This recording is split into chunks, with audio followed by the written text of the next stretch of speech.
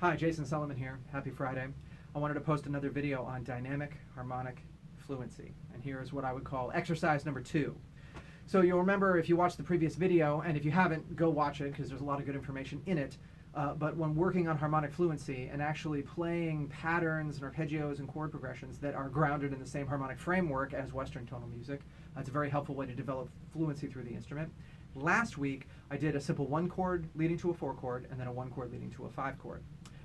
But you'll remember that the 1 chord was in root position. So in this case, I wrote it on the board using a B flat chord, B flat D F.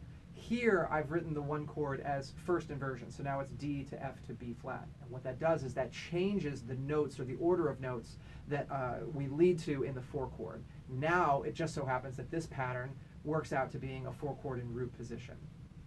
And then if you go over to the 5 chord, if you have D, F, and B flat, you have, again, a couple of options. And the way that I wrote it here is that the D would go up to E flat, the F holds through, and then the B flat would go down to A. So it kind of crunches the notes down a little bit to more of a closed voice. But these patterns are just as helpful to develop harmonic fluency, but technically they are different patterns than the ones I did last week. Same chords, same structure, but just the details are slightly different. So I'm going to play through a little bit of this here. So as always, I'm going to be on my wobble board, wobbling around, and I'm going to be using my smart metronome. So here goes.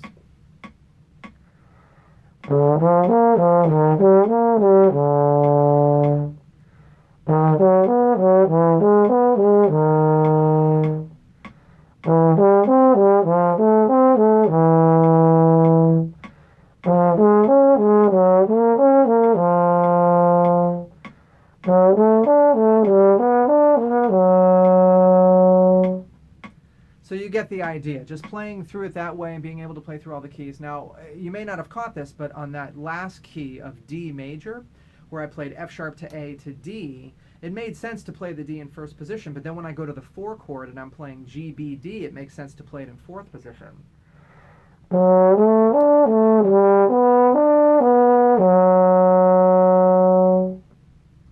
And that's a very common and predictable pattern that exists on the trombone, given the way that the instrument of the trombone is structured and the way the overtone series is structured. Certain notes live in certain places on certain shelves of the instrument, and so they're going to be closer or further away than other notes. So depending upon the patterns that you're using, you're going to have certain combinations of slide positions and alternate positions that are more favorable. Those are going to be predictable if the exercises you play are grounded in the same framework as the repertoire that you play. And a lot of times I see trombonists trying to work on things like alternate positions, but they're doing it in just like an a-contextual way. They have some kind of arbitrary pattern and they're throwing in alternate positions, but that's not necessarily the way that you would intuitively use those alternate positions. And remember, the goal of fluency is to get to a point where this is all automatic. We don't have to consciously think too hard about it in the moment. And I think that the way that we develop that is we practice the patterns grounded in the same harmonic framework. So just to give you a little bit of an example of the 1 chord leading to the 5 chord, if we have D, F, and B flat, and remember now those notes are going to be crunched into E flat, F, and A, it's going to sound a little like this. I'll just play a couple of the keys for you.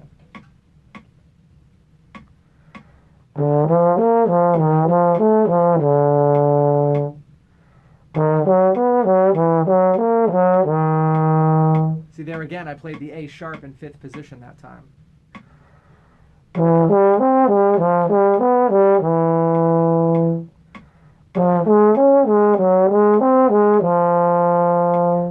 Etc., etc., etc. So by just getting used to the way that these patterns kind of lay themselves down on the instrument, I'm developing chops at utilizing the patterns that are more likely going to surface in the repertoire. So harmonic fluency is not just the aspect of music theory and applying music theory to the instrument, it's also using this instrument and applying it to music theory. I think it kind of works in both directions. This instrument has notes that live in certain places, and so we want to be very comfortable with the patterns that are most likely going to be the ones that we see in our music. So, exercise number 2, take that 1 chord, put it in first inversion, and then make the voice leading happen from there.